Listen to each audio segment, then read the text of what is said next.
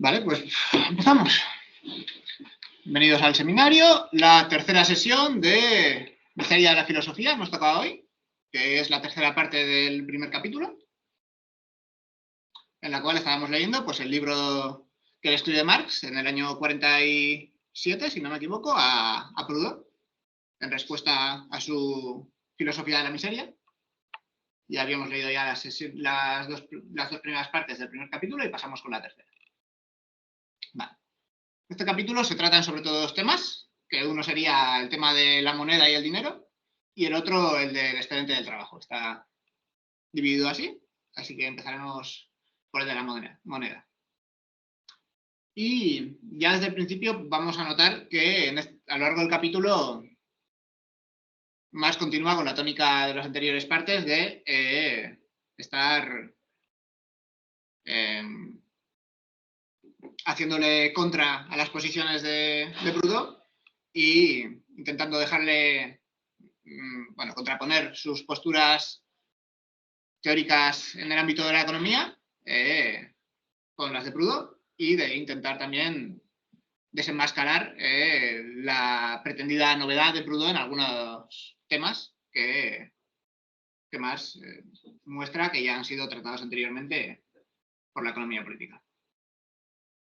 Empezando por la moneda, empieza Proudhon afirmando que el oro y la plata son las primeras mercancías cuyo valor llegó a ser constituido.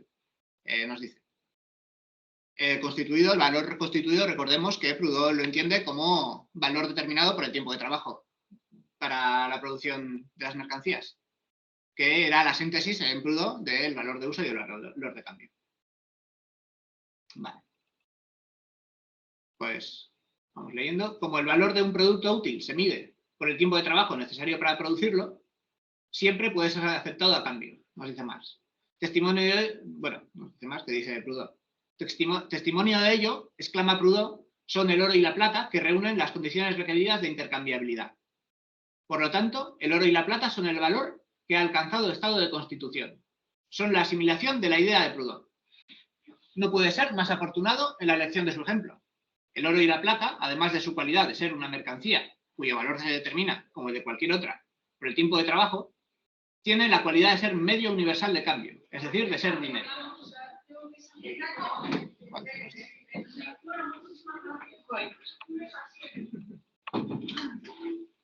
Sí.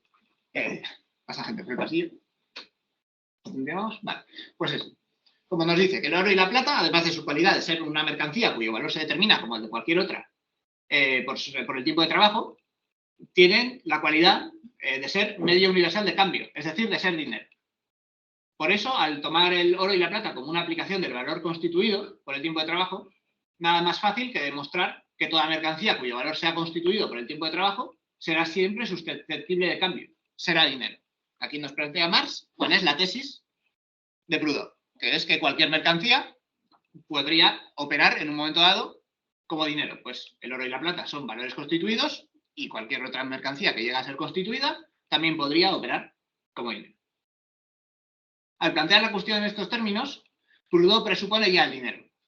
La primera cuestión que debería haberse planteado Proudhon es saber por qué en los intercambios, tal como están constituidos actualmente, ha habido que individualizar, por decirlo así, el valor intercambiable creando un medio especial de intercambio. El dinero no es un objeto, es una relación social, nos dice Marx. No es como cualquier otra mercancía. ¿Por qué la relación expresada por el dinero es una relación de la producción, al igual que cualquier otra relación económica, tal como la división del trabajo, etc.? Si Proudhon hubiese tenido idea clara de esta relación, no le habría parecido el dinero una excepción, un miembro separado de una serie desconocida o por el contrario. Habría reconocido, por el contrario, que esta relación es un eslabón y que como tal está íntimamente ligado a toda la cadena de las demás relaciones económicas, así como que esta relación corresponde a un modo de producción determinado, ni más ni menos que el intercambio individual. ¿Pero qué hace él? Comienza por separar el dinero del conjunto del modo de producción actual, para luego hacer de él el primer miembro de una serie imaginaria, de una serie por encontrar.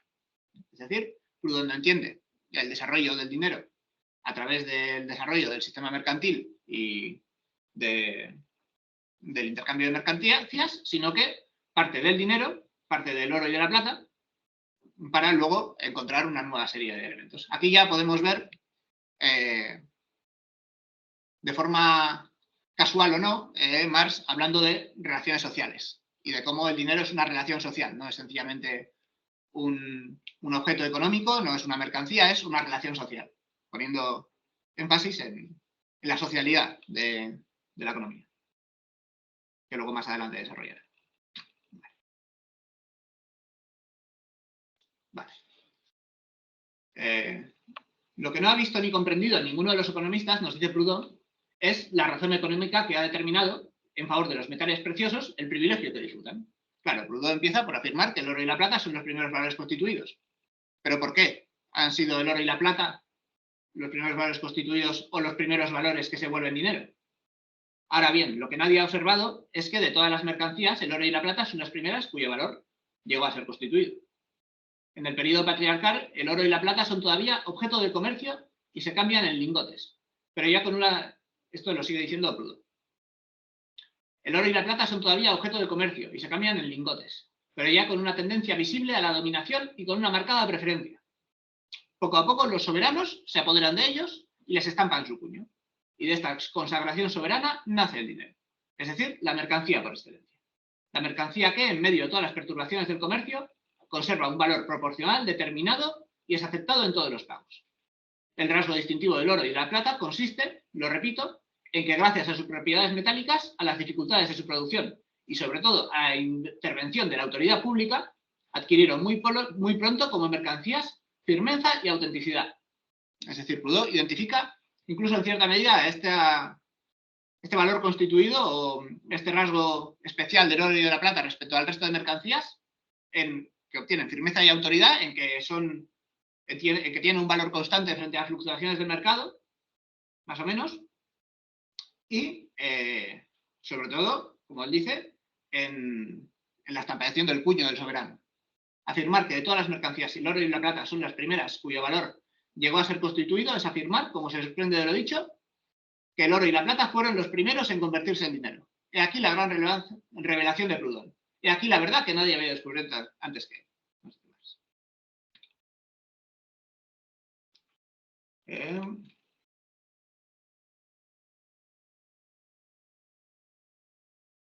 Y continúa. Bueno, continúo con lo demás primero. Así pues, la arbitrariedad de los soberanos es, para Proudhon, como hemos visto en la cita, la razón suprema de la economía política. Es decir, el oro y la plata son los primeros elementos que sirven como dinero, no por el desarrollo que se da en la sociedad y en la economía, sino porque son las más fáciles para que los soberanos y el poder las utilicen y las oficialicen como dinero, por sus propiedades materiales. Verdaderamente, nos dice Marx, hay que ignorar en absoluto la historia para no saber que, en todos los tiempos, los soberanos se han tenido que someter a las condiciones económicas, sin poder dictarles nunca su ley. Tanto la legislación política como la civil no hacen más que expresar y protocolizar las exigencias de las relaciones económicas. ¿Fue el soberano el que se apoderó del oro y de la plata para hacer de ellos los medios universales de intercambio, estampándole su puño? ¿O por el contrario fueron estos medios universales de intercambio los que se apoderaron más bien del soberano, obligándole a imprimir su sello y a darles una consagración política? Claro, ¿qué fue primero? Pues aquí, evidentemente, nosotros sabemos que lo primero es la economía y el desarrollo de las fuerzas productivas y el desarrollo del mercado, y que esto, a su vez, condiciona después la forma del Estado, y dicho Estado, para cumplir sus funciones, se ve obligado a tratar de intervenir y a oficializar las relaciones económicas que ya se dan con el fin de mantenerlas, con el fin de lucrarse de ellas o whatever. Es decir, para Proudhon son el poder y las tres estructuras sociales las que pueden determinar el suceso económico del dinero. En realidad, como sabemos, la realidad material económica antecede y se interpone primero a la forma de Estado, por ejemplo. Vale.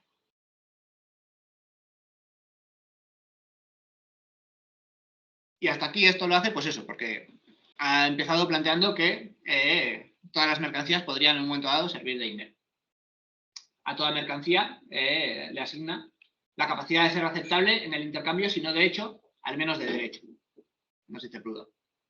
Es decir, de hecho, son el oro y la plata las que actúan como por dinero, pero eso es por una razón exógena según Proudhon, a su naturaleza económica y depende más de su naturaleza física y de sus propiedades materiales como metales escasos a los cuales un soberano les puede acuñar su sello. Vale. Fundamentándose para ello en el papel que desempeñan el oro y plata, significan no comprender este papel. El oro y la plata no son aceptables de derecho, sino porque lo son de hecho. Y lo son de hecho porque la organización actual de la producción necesita un medio universal de intercambio. El derecho no es más que el reconocimiento oficial del hecho, nos dice Marx. Es decir, identifica perfectamente esta inversión que nos hace Proudhon. El oro y la plata son utilizados de hecho en el intercambio porque en el intercambio mercantil existe la necesidad de una medida universal del valor y de un medio universal de cambio. Y a través de esa necesidad surge el dinero en unos elementos que son, que se materializan en el caso de la economía que conocemos, en unas mercancías, en unos objetos, como serían el oro y la plata, que tienen ciertas características que en efecto son adecuadas para esa función de dinero, pero no son adecuadas en tanto en cuanto que pueden servir a la economía, no a los soberanos. Y el derecho que le otorgan los soberanos es sencillamente el reconocimiento oficial de lo que ya es un hecho. Y a partir de aquí llega lo que yo creo que es una parte un poco espinosa del texto, que es cuando Marx pasa a hablar del valor del dinero. De qué valor tiene el dinero y de dónde procede dicho valor. Así que voy a leer ahora una parte, una esto larga. Hemos visto, nos dice Marx, que el ejemplo del dinero como aplicación del valor que ha alcanzado el estado de Constitución solo ha sido elegido por Proudhon para hacer pasar de contrabando toda su doctrina de la intercambiabilidad. Es decir, para demostrar que toda mercancía evaluada según su costo de producción debe convertirse en dinero, o puede convertirse en dinero, una vez llegue a ser constituido. Todo esto estaría muy bien, nos dice Marx, a no ser por el inconveniente de que de todas las mercancías, precisamente el oro y la plata son, como dinero en su forma de dinero, las únicas que no se determinan por su costo de producción, nos dice Marx. Es decir, el oro y la plata, cuando actúan como dinero, su valor no se determinaría por su costo de producción. Y esto es tan cierto que en la circulación pueden ser reemplazadas por el papel. Claro, aquí ya empieza a saltar un poco la suspicacia o la alarma de cómo va a encajar esto con lo que Marx nos va a decir más adelante. Pero bueno, a eso llegaremos después. Primero leamos lo que nos dice aquí y en base a qué nos lo dice. Vale.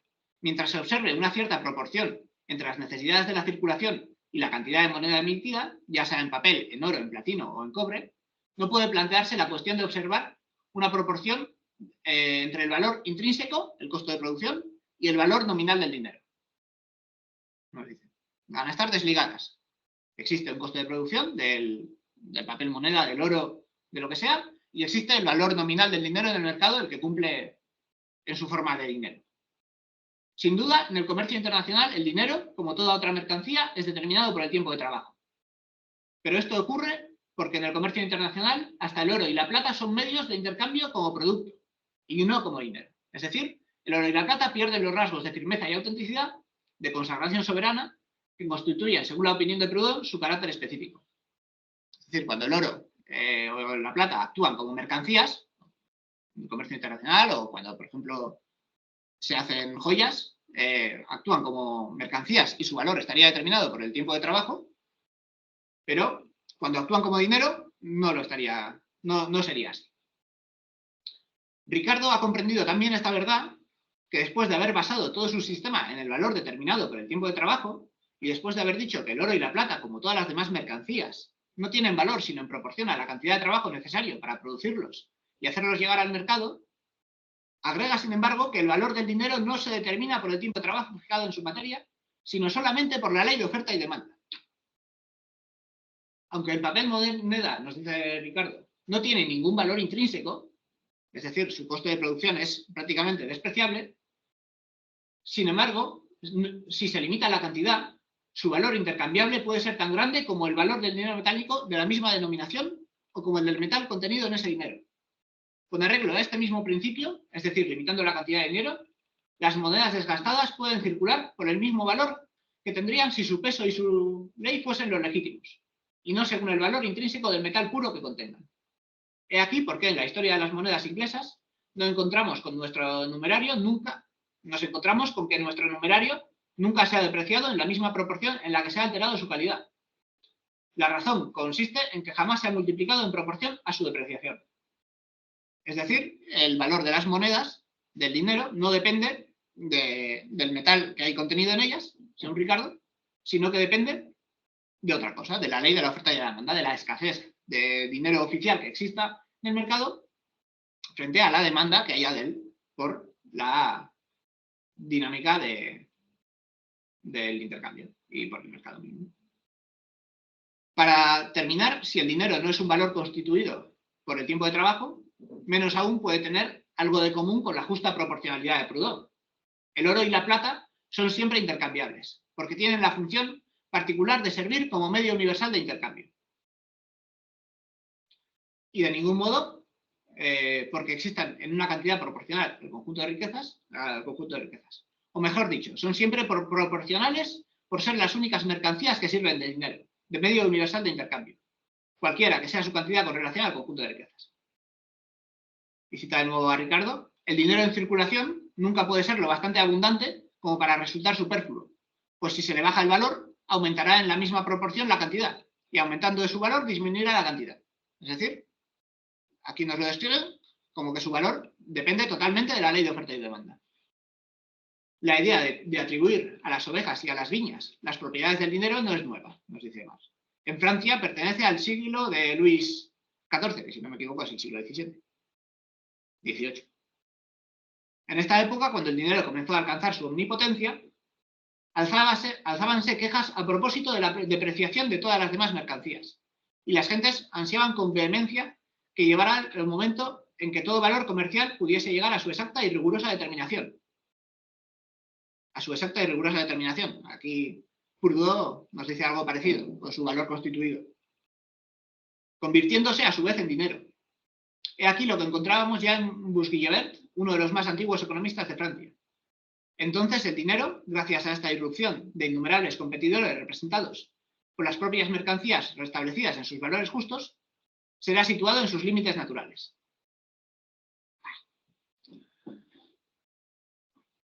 Así que ahora intentaré hacer un esfuerzo por desentrañar un poco el lío. Por un lado, ¿qué está criticando aquí Marx? Que Proudhon quiera hacer de todas las mercancías dinero. ¿Por qué quiere hacer Proudhon esto? Porque Proudhon cree que al no diferenciar él correctamente entre el valor del trabajo, el valor de la fuerza de trabajo y el valor creado por el trabajo, cree que la única forma en la que ha habido injusticia en el sistema económico actual es mediante un robo. Y que, corrigiendo estos intercambios injustos, haciendo que las cosas se cambien por su valor constituido, que para Proudhon es el valor medido por la fuerza, por el tiempo de trabajo, podría anular esta desigualdad. Claro, entonces lo que necesita es que los valores se constituyan, que las mercancías, el valor de las mercancías pase a determinarse por su tiempo de trabajo. De aquí los bonos de trabajo y las casas de cambio de bonos de trabajo de Inglaterra, de las que hablaba en el capítulo anterior, y alguna otra que intentó crear Proudhon, creo que decía. Bueno, claro, para esto necesita que todos los valores puedan ser constituidos, y esta característica la identifica con la posibilidad de que sirvan de dinero, porque el dinero lo identifica con un elemento que tiene un valor determinado y constante.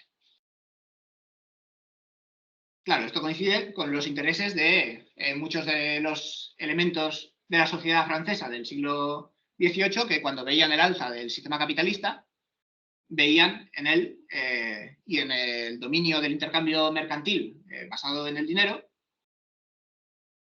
personificaban el dinero parte de sus males, de los males que padecían, y creían que la depreciación que estaban sufriendo sus mercancías con respecto a al resto de mercancías que probablemente estaban siendo producidas de una forma más eficiente y con menores costos por la economía industrial a la que no se estaban acoplando, creían que estos males se debían a la forma del dinero y que en cuanto sus mercancías también pudiesen llegar a la forma de dinero, estos males desaparecerían. Que es un poco lo que viene a pensar también Proudhon. Claro, respecto a, en contra de esto, Marx, yo creo un poco incluso como reacción a esta idea de Proudhon, encuentra un argumento muy bueno para criticarle en la teoría de Ricardo, que sería que todo esto estaría muy bien si no fuese porque precisamente el dinero, el valor del dinero no se constituye por el tiempo de trabajo, según Ricardo, sino que se constituye por la ley de oferta y demanda. Lo cual, si nos ponemos a compararlo con las opiniones que tendrá Marx en el futuro, no va a ser muy congruente. Podríamos decir que no encaja con su teoría futura. Yo no he leído El Capital, una vez más he de hacer la incisión, así que mi conocimiento acerca del tema es más que limitado, muy limitado, pero he intentado buscar un poco y he encontrado un paper que, bueno, está en inglés, intentaré traducirlo ahora a tal, en el cual voy a intentar expresar lo que he entendido, luego me corregís la gente que sepáis más, pero a ver si van por aquí los tiros. Más adelante, Marx se considerará que el valor del dinero proviene del trabajo, como todo el resto de mercancías. Se determinará concretamente por la medida en que representa el valor de las mercancías en el mercado, por la medida en que se cambia por ellas y éstas se cambian entre sí. Es decir, el valor del dinero se determinará por las mercancías reales ya existentes que han sido producidas y que están siendo intercambiadas en el mercado. Su forma concreta, en forma de oro, papel moneda, dinero crediticio o lo que sea, y las regulaciones que sufra, oficialidad, legalidad, certificado de la misma, dependen de la situación social e histórica concreta, pero ellas no alteran su esencia de servir como contingente fetichizado del valor de las mercancías. Es decir, el valor del dinero vendrá adquirido de las propias mercancías en tanto en cuanto que el dinero sirve para medir el valor de las mercancías. Como hay que tener una posibilidad, como tenemos que ser capaces de medir lo que vale una mercancía, podemos medirlo en horas de trabajo socialmente necesario, esa sería una unidad de medida del valor, o también se puede medir bajo unas condiciones históricas concretas y con una moneda concreta en dinero, si no me equivoco. Por lo tanto, de esta propia naturaleza y de esta propia determinación de la capacidad de medir que tiene el dinero, emergería su valor. Cuando las mercancías entran en circulación y se cambian por dinero y por su valor en dinero, pues el dinero tendría su valor precisamente de su acto de representar estas mercancías. Vale. As argued before, nos dice en el paper, como han dicho antes, para Marx, el money arises from the nature of commodity production, es decir, la moneda surge de la propia naturaleza de la producción de mercancías, and has the objective value determined by labor, y tiene su valor determinado por el trabajo. Es decir, surge dinero de la propia producción, de la propia naturaleza de la producción como producción de mercancías, y su valor vendría determinado de nuevo por el trabajo.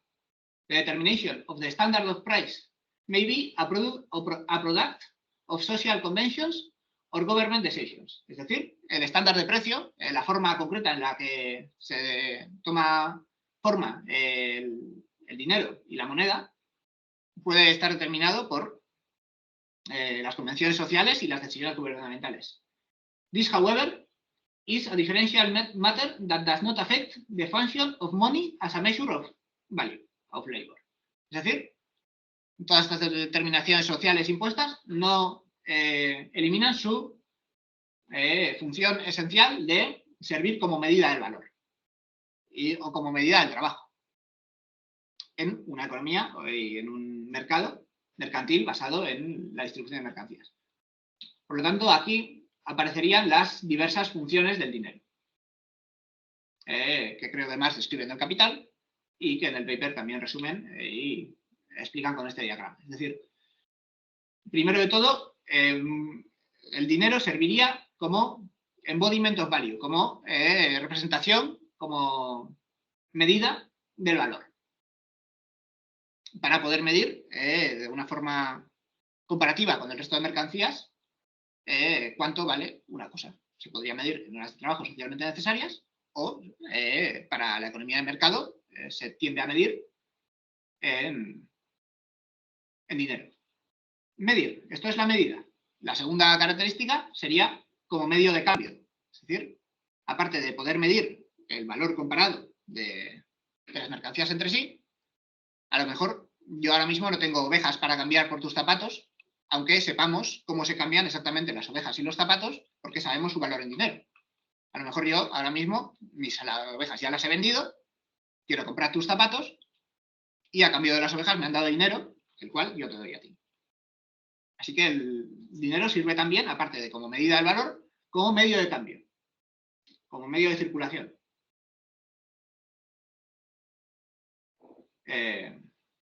Luego estaría la característica del dinero o como equivalente universal,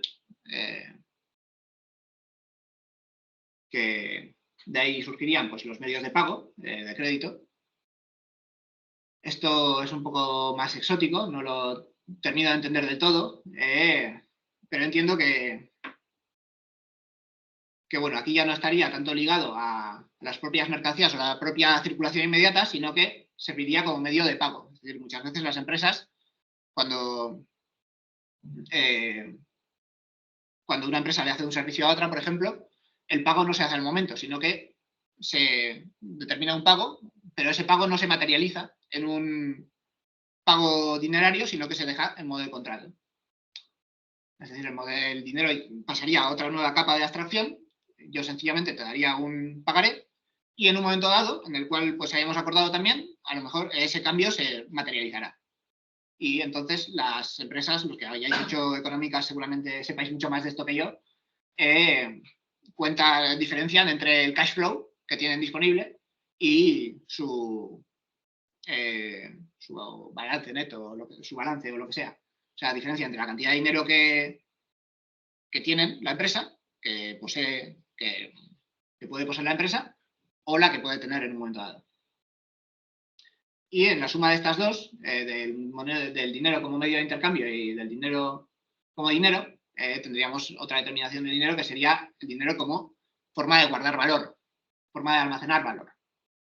El valor se podría almacenar en forma de mercancías, pero esto es bastante inconveniente porque las mercancías tienen la mala costumbre de ser objetos físicos que se degradan. Y por lo tanto, a veces, en ocasiones, es más interesante para los poseedores de capital, de valor acumulado, guardar dinero. Y concretamente en las crisis, el dinero se retira de la circulación y pasa a suponer, pasa a ser una reserva de valor. Y por último estaría como en su papel en el comercio internacional como moneda mundial, que sería pues ya la forma superior todavía de cambiar mercancías entre diferentes países con diferentes legislaciones y diferentes monedas. Aún así el dinero podría seguir valiendo como equivalente o no tan equivalente de valores de mercancías de diferentes países. Y aquí creo, hablando de oídas, que bueno, entre ahí hay toda una teoría de cómo cambian países más adinerados con respecto a otros, que cambian con ventaja y tal. No, aquí os pongo la referencia por si queréis consultarla o si luego alguien la quiere la paso por el grupo de WhatsApp. Pero bueno, eso, que en principio la idea que nos presenta Marx en el texto acerca de dónde proviene el valor del dinero no sería totalmente congruente con lo que, bueno, no sería concretamente nada congruente con lo que luego más adelante definirá que sí que pasará a recuperar esa centralidad del trabajo y del trabajo como fruto de todo valor, también en la definición del valor del dinero Y este sería sencillamente una forma especial de valor y una forma especial de materialización del valor en una sociedad donde exista intercambio mercantil. Muy bien. Vale. Y ahora pasamos a la segunda parte del texto, que sería el del excedente de trabajo. Vale. Pasemos ahora, nos dice Marx, a la segunda aplicación del valor constituido y de otras proporcionalidades cuyo único defecto estriba en ser poco proporcionadas, y veamos si Proudhon es más afortunado en este caso que en el intento de monetización de las ovejas. Un axioma, nos dice Proudhon, generalmente admitido por los economistas, es que todo trabajo debe dejar un excedente. Esta proposición constituye para mí una verdad universal y absoluta. Es el corolario de la ley de proporcionalidad, que se puede considerar como el compendio de toda la ciencia económica. Bien. Pero me perdonen los economistas, el principio de que todo trabajo debe dejar un excedente no tiene sentido en su teoría y no es susceptible de demostración alguna. Para probar que todo trabajo debe dejar un excedente, nos dice Marx, Proudhon personifica a la sociedad.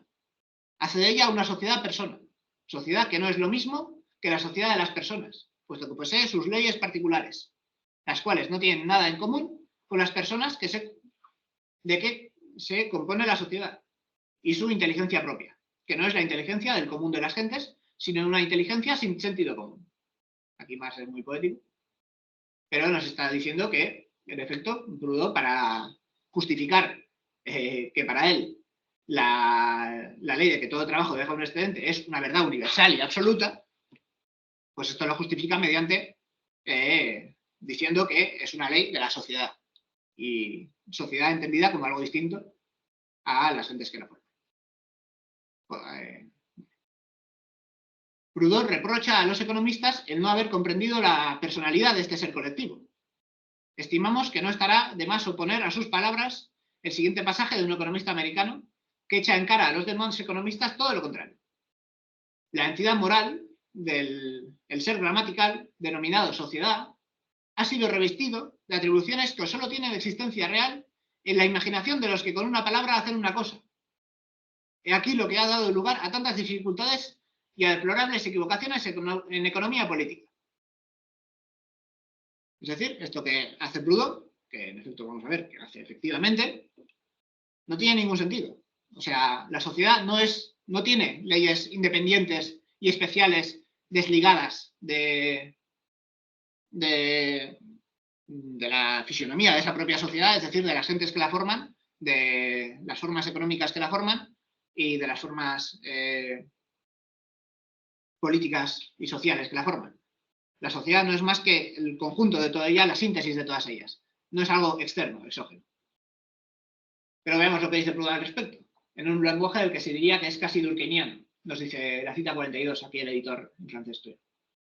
La mayor parte de los filósofos, así como de los filólogos, solo ven en la sociedad un ser de razón, o por decirlo así, un hombre abstracto que sirve para designar a un conjunto de hombres. Para el verdadero economista, la sociedad es un ser vivo, dotado de una inteligencia y una actividad propias, regulado por leyes especiales que la sola observación descubre y cuya existencia se manifiesta no bajo una forma física, sino por el concierto y la íntima solidaridad de todos sus miembros. Habría que citar toda esta parte. Es decir, Proudhon está diciendo que la sociedad tiene leyes específicas, especiales, que la sociedad es un ser vivo. En relación con los individuos, prosigue Proudhon, este principio del excedente de trabajo es verdadero solo porque emana de la sociedad, que les confiere así el beneficio de sus propias leyes. ¿Proudhon quiere decir con esto simplemente que el individuo social produce más que un individuo aislado? ¿Se refiere Proudhon a este excedente de la producción de los individuos aislados en comparación con la de los individuos no asociados? Si es así, sí, podemos citarle un centenar de economistas que han expresado esta simple verdad sin todo ese misticismo que rodea a Proudhon. Y añade una cita de Salter. Es decir, ¿qué está haciendo aquí Proudhon? Proudhon está siendo idealista, en resumidas cuentas. Está atribuyendo a la sociedad, a priori, cualidades que, mediante una exposición materialista, un análisis materialista de la misma, no tiene ningún sentido hacer. Vale. ¿Y para qué hace esto Proudhon? Para tratar de mostrar novedad respecto a los economistas, nos dice Marx. Si es así, tampoco, o sea, si es así, en efecto, si su novedad es que la sociedad tiene cualidades especiales de persona o cualidades especiales diferentes a las de las personas que lo forman, bueno, hay mucha gente que también ha dicho cosas parecidas. Y si concretamente está hablando de las diferencias cualitativas que devienen de la sociedad en comparación con los individuos aislados, también es algo conocido y analizado profundamente por muchísimos economistas. Vale. Luego continuamos. En el texto nos presentan Proudhon, bueno, Marx cita un pasaje de Proudhon acerca de los ferrocarriles, que es muy esotérico. Es Proudhon operando de forma muy alocada, con muchos valores bastante mal. Y bueno, en esencia, los errores los marca mejor Marx que yo. O sea, si queréis específicamente en esto, os lo va a decir más mejor, pero bueno, en esencia, lo que hace Proudhon es que compara porcentajes de beneficios con incrementos de velocidad de los trenes, bajo el pretexto de que el tiempo es valor. Por lo tanto, nos compara peras con merinas e intenta hacer una comparación entre lo más que cueste un ferrocarril y lo más que aporte en velocidad a la sociedad. E incluso, si aceptamos esa comparación, que de principio es absurda, su tesis de que una ventaja social del 400% sería sacrificada a una pérdida privada del 35%, entre unos números que pone él o propuesta, sería falsa. Esa tesis que defiende Proudhon en base a sus cálculos sería falsa, pues como demuestra más con unos cálculos con mucho más sentido. Las cuentas que ha hecho Proudhon no tienen ningún sentido, y en efecto, si aceptas que un ferrocarril cuadruplica los beneficios para la sociedad, haría falta un ferrocarril 4 veces más caro o más de 4 veces más caro para que las carretas siguiesen siendo competitivas frente al ferrocarril. Que bueno, más allá de toda la realidad empírica que demuestra esto a sobradas cuentas, es evidente. Vale, pero vamos a leer lo que nos dice Marx. Pero esa es la desgracia, nos dice Marx. Que Marx le recomienda que se replantee todo esto de forma muy jocosa. Pero esa es la desgracia, nos dice, no abrigamos la menor esperanza de que sea escuchado nuestro consejo, porque Proudhon está tan encantado de su cálculo progresivo, corresponde a la asociación progresiva que clama con gran énfasis con la solución de la antinomia del valor, esto es cientos de páginas más adelante, con la solución de la antinomia del valor ya ha demostrado en el capítulo 2 que la ventaja de todo descubrimiento útil es incomparablemente menor para el inventor, haga lo que haga, que para la sociedad. La demostración de este punto la ha realizado con todo rigor matemático. Aquí nos presenta más esto de forma jocosa. Y claro, aquí también lo que está intentando defender Proudhon es la tesis de que un invento es mucho más beneficioso para la sociedad de lo que es para el inventor. Es decir, que el inventor obtiene menor ventaja de su invento que el resto de la sociedad. Creo que de esto hablo un poco más adelante, o puede ser que no.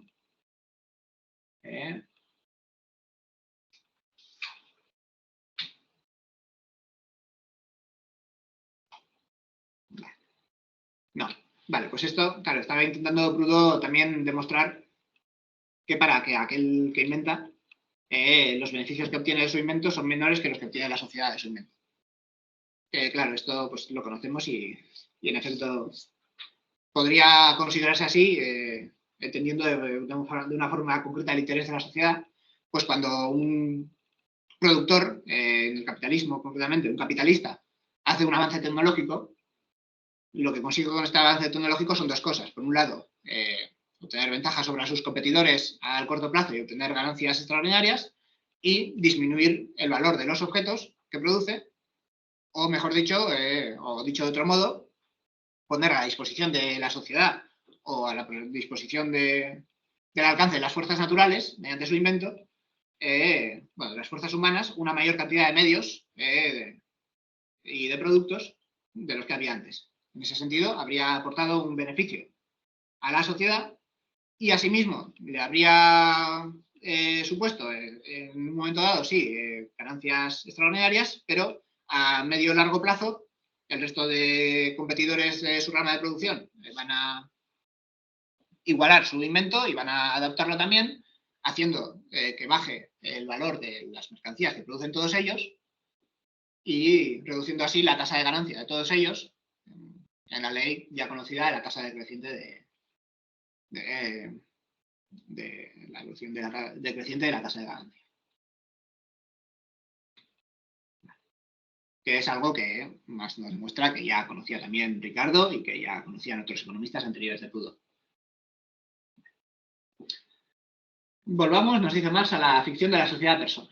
Ficción cuya única finalidad era probar la simple verdad de que cada nuevo invento disminuye el valor ordinario del producto al dar la posibilidad de producir con la misma cantidad de trabajo un mayor número de mercancías. La sociedad sale, pues, beneficiada, no porque obtenga más valores intercambiables, sino porque obtiene más mercancías por el mismo valor. En cuanto al inventor, la competencia hace que su ganancia descienda gradualmente hasta el nivel general de las ganancias. ¿Ha demostrado Proudhon este enunciado cómo quería hacerlo? No. O sea, lo que nos decía Proudhon de los ferrocarriles no tiene mucho que ver con esto. O, desde luego, que no lo demuestra muy bien. Esto no le impide reprochar a los economistas el no haber hecho esta demostración.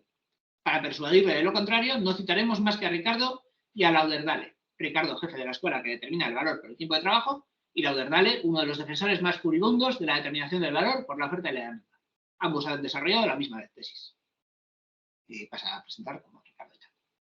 Así pues, se observa que lo que Proudhon se esfuerza por demostrar de forma infructífera era algo de lejos conocido y que también aplica para Marx. El progreso tecnológico hace que la sociedad disponga de medios de consumo de manera más abundante. Dicho progreso también no estoy retiro. Sí. Vale.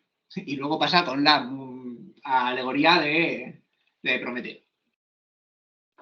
Acabamos de ver, además, que el efecto del ferrocarril es poco válido para arrojar luz sobre la ficción de la sociedad-persona. Sin embargo, Proudhon prosigue su audaz discurso. Esclarecido este punto, nada más fácil que explicar por qué el trabajo debe dejar a cada productor un excedente. Es decir, explicado por qué el invento es menos beneficioso para el inventor que para la sociedad, nada más fácil que explicar por qué el trabajo debe dejar a cada productor un excedente. Lo que sigue a continuación pertenece a la antigüedad clásica. Es un cuento poético escrito con la finalidad de hacer descansar al lector de las fatigas que ha debido causarle el rigor de las demostraciones matemáticas que lo proceden. Proudhon da a su sociedad personal el nombre de Prometeo, cuyas proezas glorifica en estos términos.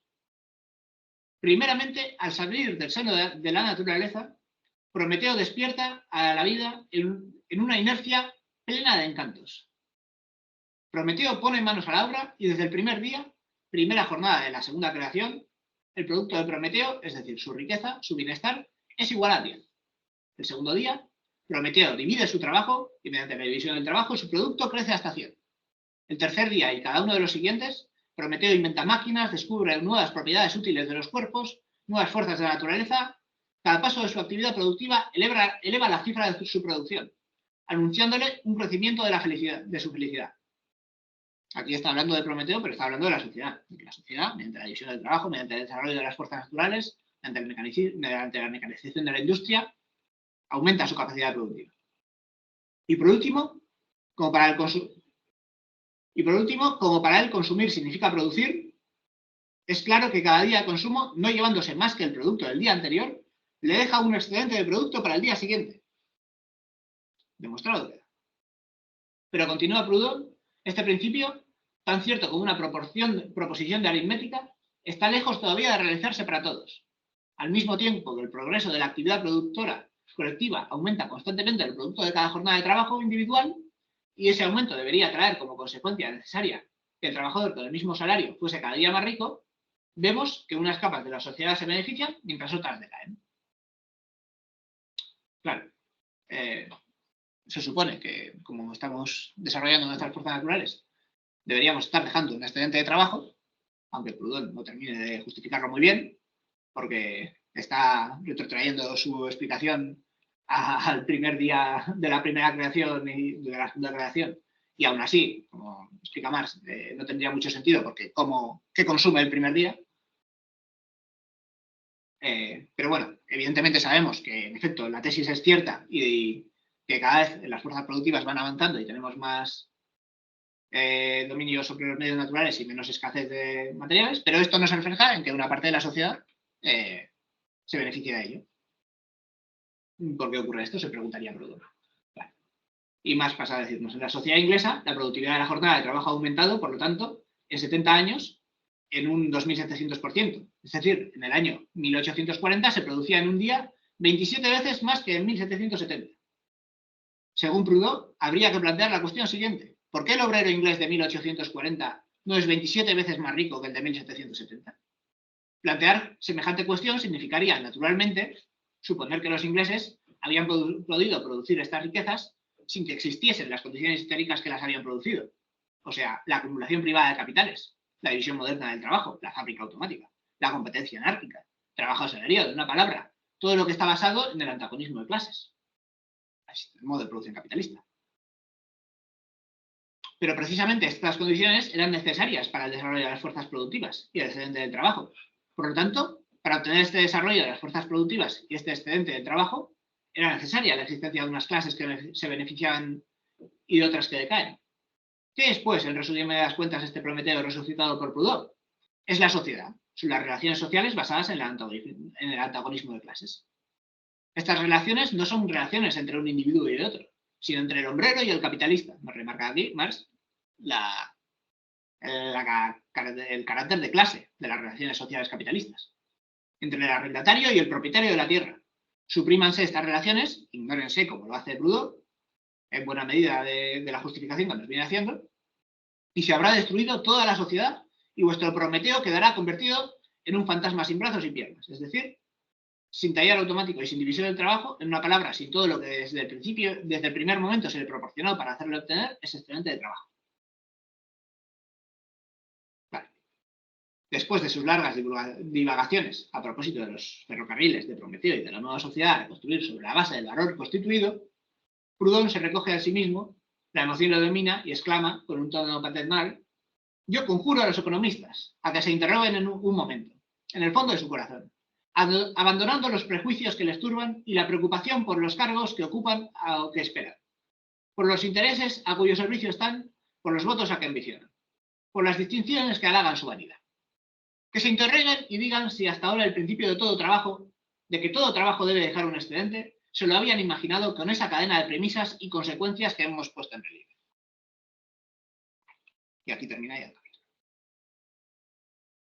Es decir, Marx, en buena medida, lo que está haciendo el capítulo es dejar en evidencia que Proudhon se está echando flores por algo que ni consigue ni sería el primero en conseguir. Pero además de eso, además de toda la crítica que le hace a Proudhon, que ya en sesiones anteriores hemos comentado exclusivamente, que a lo mejor no es todo lo sistemática, todo lo justa o todo lo incluso correcta que debería ser, aunque en efecto sí que está claro que muchos elementos sí que tiene y que tiene buena parte de valor, que Proudhon se achaca a sí mismo cosas y novedades que no lo son todo el rato. Hay posturas enfrentadas entre lo que nos viene defendiendo Marx a lo largo del capítulo y lo que nos viene diciendo que dice Proudhon. Primero de todo, Marx en todo esto está definiendo una comprensión de la economía científica. Científica en este momento Marx lo entiende en buena medida como lo entiende Ricardo. O sea, Marx identifica a Ricardo y a Smith como los dos economistas científicos y ahora mismo ese nivel de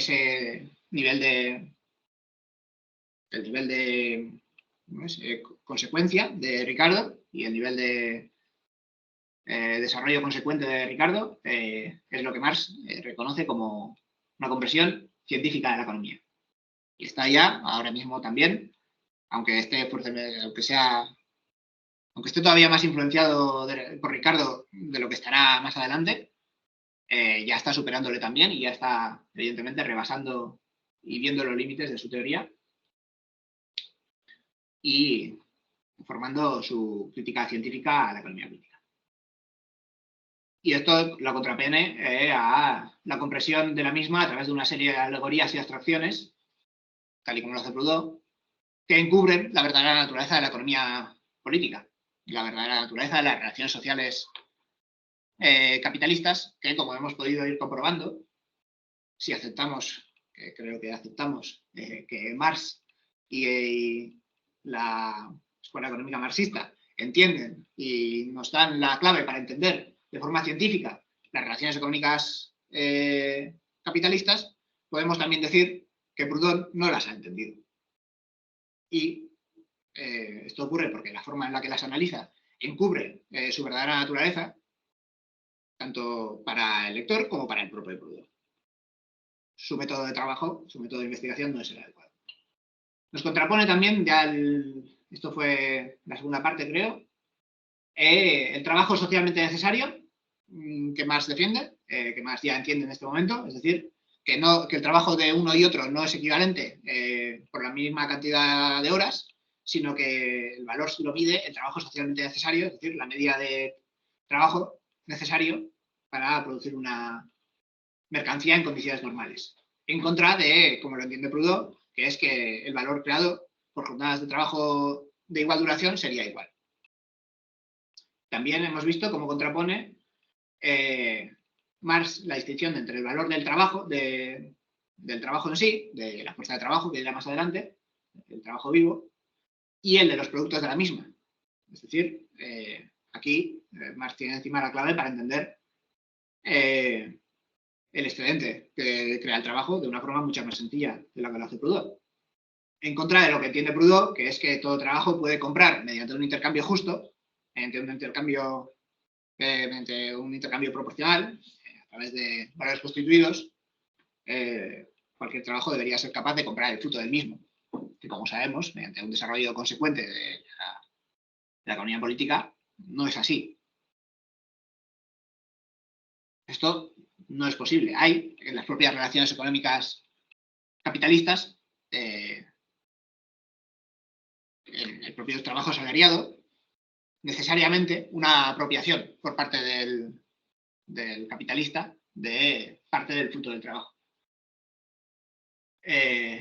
Marx reconoce, por tanto, la injusticia intrínseca de todo el sistema capitalista, que el sistema capitalista es injusto y hay una apropiación y hay unas diferencias de clase por su propia naturaleza, y en contra Proudhon defiende que puede existir un cambio honesto de las mercancías y del salario, el cambio del salario en la sociedad capitalista, si éstas se dan mediante una relación de proporcionalidad. Luego también hemos visto cómo Marx entiende el dinero como un medio universal de cambio con sus cualidades especiales, y en cambio Proudhon cree que toda mercancía puede por derecho, aunque no lo sea de hecho, ser dinero. Y por último hemos visto también en lo de la sociedad-persona, cómo Marx pues, defiende que la sociedad está condicionada por la base económica y no es distinta de los humanos que la forman, y en cambio para Proudhon la sociedad es una persona con leyes distintas y propias. Y claro, todo esto está muy bien y muy interesante, pero como bien sabemos también, encima, la más mínima diferencia en la teoría nos lleva a kilómetros de distancia en la práctica, como nos diría Lenin. Y todas estas posturas contrarias en la teoría luego ya en ese momento, y sobre todo a posteriori, se han ido a materializar en prácticas políticas enfrentadas entre lo que ha sido el comunismo y algunas ramas del anarquismo o del comunismo o del socialismo utópico, o incluso algunas corrientes marxistas o pretendidamente marxistas o comunistas que igual no lo eran tanto.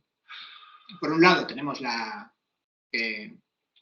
mediante una ciencia económica consecuente se defiende la primicia de la teoría sobre la práctica y la necesidad de la teoría para la práctica, y en cambio otras posturas pues han tendido por derroteros más espontaneístas o primando más la práctica política inmediata.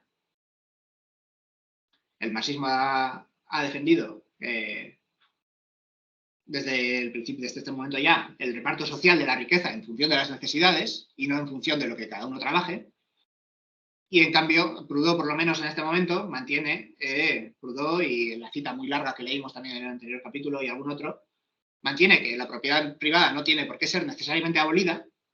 Con la abolición del dinero sería suficiente, del dinero, de las relaciones mercantiles en las cuales se da un intercambio de forma injusta sería suficiente, y cada persona podría producir en función de lo que quiera y recibiría a cambio de ello una remuneración equivalente a lo que él haya decidido producir, que no tiene por qué coincidir con lo de otra persona y tal. También vemos el planteamiento de que en el marxismo es evidentemente necesario destruir el sistema capitalista y el trabajo asalariado hasta la raíz, y en cambio para Proudhon en este momento y para algunos otros más adelante podría ser suficiente para acabar con los problemas de la sociedad capitalista, con reformar el sistema en cierta medida para crear este justo cambio. Es decir, para el marxismo sabemos que no hay que abolir la forma, hay que abolir la relación social, y nos basta con abolir la forma del dinero. También nos planteamos la diferencia entre la forma general de hacer ciencia, que sería el materialismo histórico, el único método que tenemos para conocer la realidad de forma correcta, y las posturas y las formas de investigación de Proudhon y de muchos de sus herederos que caen, sabiéndolo sin saberlo, en el idealismo y en posturas idealistas. Y finalmente tenemos la defensa por parte del marxismo de la necesidad de una organización social de la producción. Es decir, la producción se tiene que dar de forma organizada y de forma consensuada y de forma racional, frente a la libertad individual para decidir el destino de su trabajo y de los frutos del trabajo, que defienden muchos libertarios. Y hasta aquí la exposición. Espero que no me haya pasado de chapa y espero que no haya dicho demasiadas burradas, a lo que están bien asaltados, que dicen. Bueno, pues pasamos a las intervenciones y a las preguntas y a todo esto.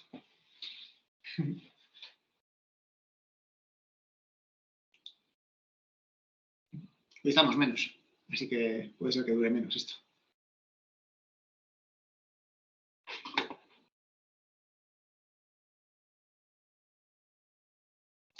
Bien. Como ha prometido Víctor, empieza por el chat. El autor hace un par de comentarios interesantes, nos dice, en las citas. En la cita 41, afirma que estas páginas sobre el dinero son las más debatibles. No puedo estar de acuerdo, al contrario. Me parece que sin explicarse mucho, Marx acierta, siguiendo a Ricardo. Digamos que aquí establece una diferencia entre el dinero mercancía y el dinero como relación social, que es su función de medio de circulación. Vale. Es su función de medio de circulación. Otra nota de interés es la 43. En la cita, los manuscritos económicos y filosóficos de Marx, dando a entender, tal vez mi lectura sea errónea, que la idea de la sociedad-persona no se aleja de los postulados de Marx. Bueno, creo que Marx expone bien la crítica a esa sociedad-persona. Que el individuo sea el ser social no significa admitir esa sociedad-persona, más bien lo contrario. ¿En qué cita dice? La 43. Más adelante, cita 45, algo que se ha comentado, Marx expone ideas de otros autores afines, en este caso Robert Orwell, sin citarlos. O sea, hay varias citas, hay varias notas del editor, creo que del editor francés, porque la edición de Progreso no están, que esto, donde nos deja anotaciones el editor en francés. Por otro lado, quería preguntar a quien haya leído la obra de Proudhon si Marx no le está trampeando un poco, en concreto la parte del soberano que dice Proudhon. Me parece realmente un absurdo. Como los cálculos, pareciera que Proudhon se emborrachó con sus teorías.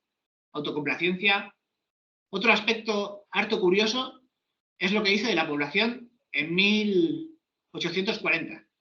30 millones, 6 de ellos asalariados. En España, en 2023, 48 millones de habitantes, 17 millones de asalariados. 13,6 fijos continuos, 0,5 fijos discontinuos y 3 temporales. Es decir, aun con una jornada laboral más corta, en España en 2023 el 35,4% de la población era asalariada. En Inglaterra el en 1840 el 20%, ilustrativo del desarrollo del capitalismo. Las más débiles, no debatibles. Vale. Son las más debatibles. Bueno. Pues la 41 en lo del dinero ya creo que no voy a agregar nada más. He hecho todo lo que tenía que decir. Voy a pasar las otras. 23.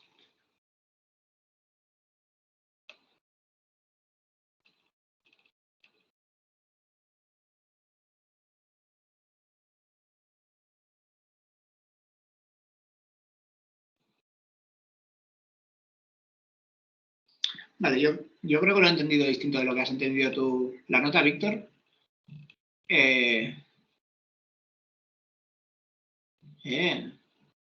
Dices que dice en la nota que la idea de sociedad-persona no se aleja de los postulados de Marx. Yo creo que cuando dice esto, antes incluso de escribir estas páginas, Tanajosa sobre Proudhon, Marx anotó en sus manuscritos económico-filosóficos esta norma sociológica. Es necesario evitar, antes que nada, determinar la sociedad como abstracción frente al individuo. El individuo es el ser social. Claro, aquí yo creo que, bueno, no sé si el editor ha entendido lo que dice evidentemente la frase, pero evidentemente la frase va dirigida en contra de entender la sociedad como abstracción de las personas. Vale. Así que sí, estaría de acuerdo en que Marx expone bien la crítica de la sociedad persona, ya incluso en los manuscritos.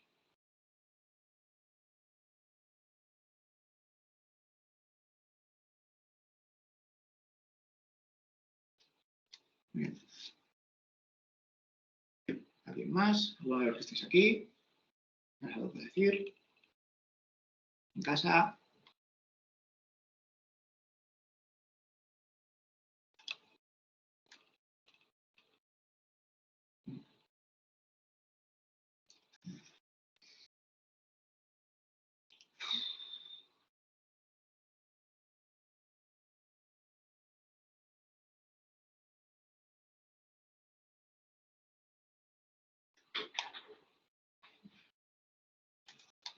Bueno, a ver, a mí me ha parecido muy interesante una cosa, que es que parece que, bueno, yo el día anterior no estuve, así que igual estoy hablando un poco de más,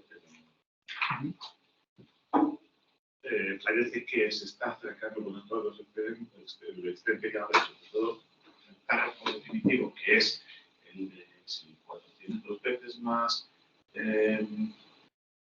sube la producción, entonces todo el producto social es 400 veces más, todo el mundo es 400 veces más. Y con un momento que haces esta comparación de ventajas o de progresos, de algo progresivo, entonces es que ahí le dice, claro, es que Proudhon parece que lo que quiere es que el trabajo no tenga excedente cuando realmente sí lo tiene, precisamente porque ese excedente, porque esa capacidad de producir excedente, lo que hace es que el trabajo sea la mercancía más preciada de todas y por ello se está acercando aquí a la teoría de valor, a la teoría de valor trabajo prácticamente. Entonces a mí me ha parecido muy interesante. No me lo sé, pero yo no vine la semana pasada, porque me perdí, lo que sé, en algunos sitios, pues están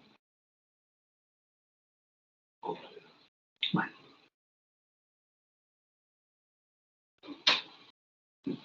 A todo esto, me gustaría preguntar una cosa. Ya que estamos hablando de esto, de la aleación que hablo de Felipe I y de Román, Felipe I que metió a Barato, bueno, a Barato lo que dice que de facto, sino que hizo que la moneda fuese más barata de hacer, entonces que tenía. Entonces, y cuando habla de la moneda como valor constitutivo universal, que hoy en día ya vamos a un nivel que ya estamos superando esto, pero hoy en día lo constitutivo universal son los numeritos del banco que aparecen en un ordenador, o sea, por lo menos desde el año 73, cuando se acabó con el patrón universal.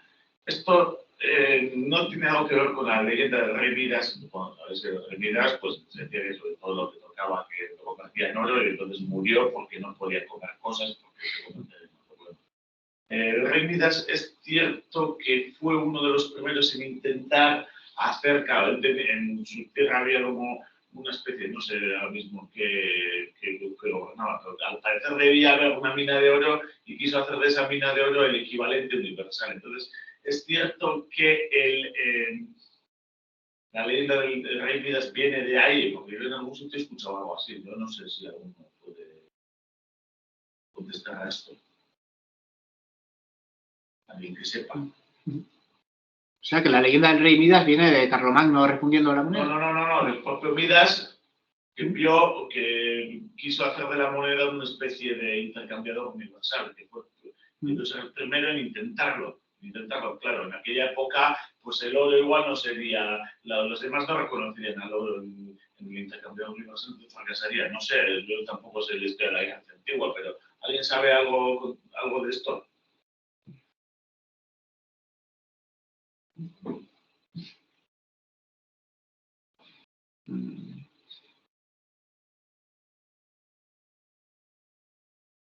Dice Víctor que él lo desconoce, pero que las primeras monedas acuñadas de carácter metálico son de Asia Menor, que cree.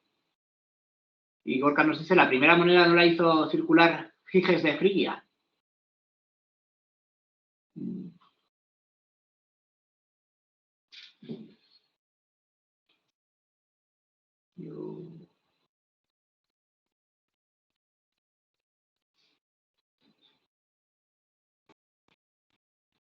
Y yo tampoco sabría decirte, no. O sea, tengo entendido, puede ser que me lo haya inventado, que el oro ya se usaba anterior, y los objetos de oro ya se usaban con anterioridad al acuñamiento de moneda como un medio universal de cambio o como representante de, como forma, como dinero, aunque no estuviese oficialmente acuñado, en forma de saquitos donde metían oro y lo pesaban y tal. Pero, o sea que en efecto lo que nos dice Marx sería correcto, que lo que los soberanos vinieron a hacer no fue más que a oficializar algo que ya ocurría, en cierta medida, probablemente a tal más. Y nos dice Víctor que las primeras son de Asia Menor de Lidia, según Wikipedia. Frigia también Asia Menor, así que puede ser que sean de esa Frigia. Y no sé de dónde se supone que era el rey Midas, era griego, ¿no? Pues ya sabes que entonces Grecia era, bueno, sí. El mundo griego era más grande que la... Sí, que la Grecia de hoy en día. Pero bueno, también Grecia, el mundo griego era un poco, sí que tuvo un desarrollo económico y su civilización tuvo un desarrollo en general posterior al de Asia, ¿no? O sea, yo imagino que las primeras estos serían de los incluso imperios que ya hubo en Asia antes de que en Grecia llegasen apenas a la Edad de Bronce. Pero bueno, no lo sé. La cosa es que sería en Asia Menor, que era una región helenística en aquella época en la zona de la costa. Ya que tenemos tiempo.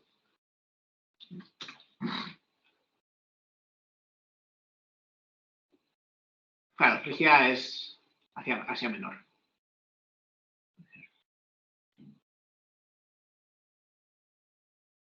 No creo que esté compartiendo esto. Igual mejor compartir.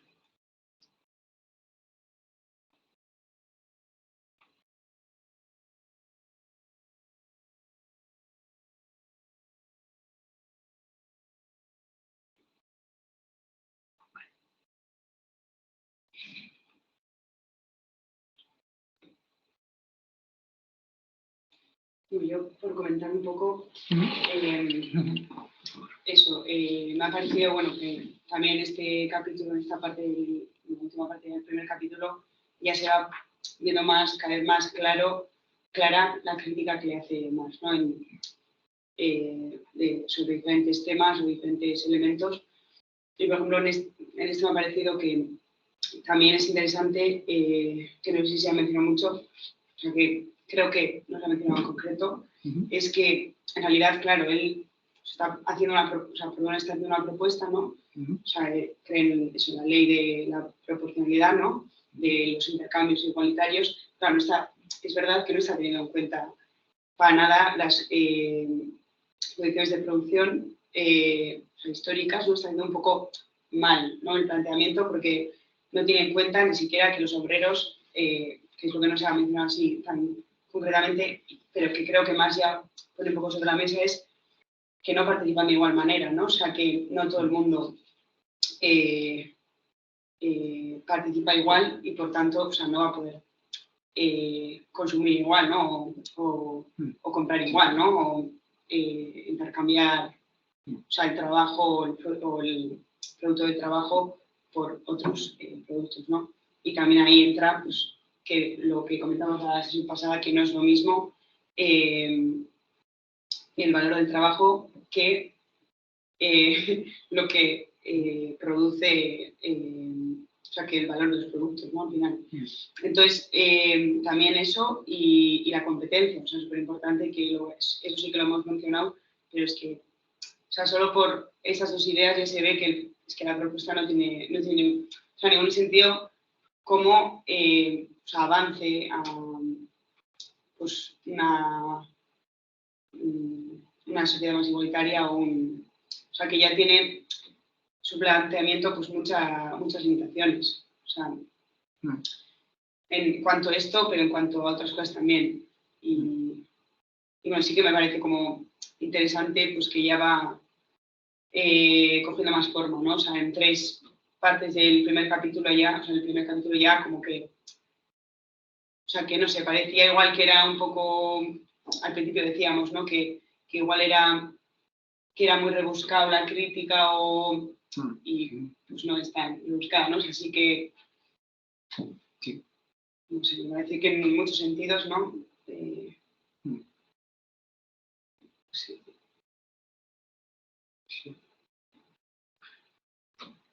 Sí, incluso la crítica que, bueno, la vemos personificada en la crítica que le hace a Proudhon, pero que incluso podría ser extensible como ya hizo con Rey o como a parte de los socialistas utópicos de aquella época, que más mete a Proudhon dentro de los mismos, porque lo de los bonos de trabajo y lo de el cambio justo y esto de cambio justo y tal, como señala Marx, no son nada novedoso de Proudhon, sino que es algo que ya estaba relativamente establecido en el socialismo de la época.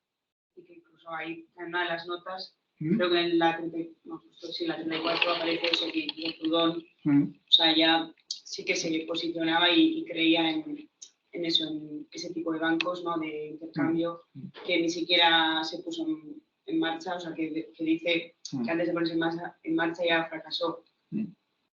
Y también incluso lo que has comentado al final de la propiedad privada, ¿no? Que esto no lo dice Proudhon tal cual, por lo menos hasta ahora, pero sí Bray, ¿no? Sí. O sea, que sí que igual ahí puede haber una diferencia o varias diferencias entre Proudhon y otros socialistas utópicos, pero sí que tiene un poco de reaccionario y de idealista en cuanto que no tiene en cuenta eso, ¿no? Ese avance de las fuerzas productivas en aquel momento, o sea, en ese momento, y un montón de elementos. O sea, que igual al principio parecía que era un poco más por no concretar, no por su forma de exponer, su forma de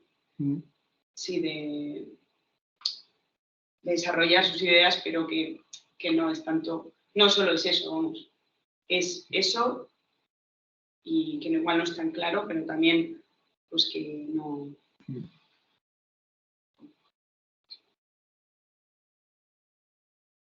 Pero sí que en esta época ya Marx tiene ya tiene un desarrollo de las ideas pues, para la plusvalía del valor trabajo, de lo que decía de las diferencias entre pues la clase trabajadora, ¿no? Los trabajadores y las clases sociales también.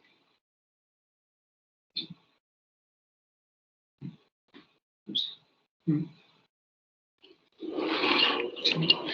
Respecto a lo que decías antes de lo de que se deja de lado a gente, o sea que claro, que no tiene en cuenta igual muy bien lo que podría ser problemático eso de que no todo el mundo produce por igual y que se puede estar dejando fuera a mucha gente. Proudhon no sé cómo resuelve la cuestión o si la resuelve, pero bueno, tengo entendido que Orwell por lo menos sí que lo contemplaba evidentemente y que, claro, lo quería resolver mediante la comuna, ¿no? Mediante la comuna de producción y consumo, que sí que los intercambios se pueden dar sobre todo entre comunas distintas o sobre todo entre gente no tan asociada por una cercanía tan colectiva de una forma pues, equivalente para no ser injustos, pero que sí que dentro de esta manutención de la anarquía de la producción, de que cada cual produce y consume lo que quiera, habría una transformación paralela a la sociedad donde la fisionomía social cobra una forma que pueda amparar esas desavenencias y dar esa protección en la forma de comuna a la gente que no trabaje directamente. Nos dice Víctor, Marx sí que se ve que ha leído ya a varios economistas y que va teniendo una teoría un poco en pañales. Formándose, y justo en este texto, como en Teorías de la plusvalía, Marx piensa, elabora teoría, pensando contra otros, contraponiendo y criticando el pensamiento de otros. Orwell es el de la guerra, es verdad, Orwell, perdón. Sí. Sí. Vale.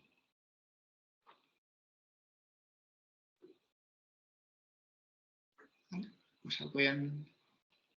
No sé si en casa alguien tiene algo más que decir. ¿Aquí alguno?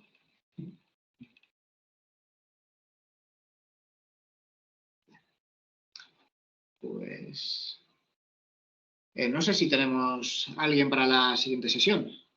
Dijo Iñaki que...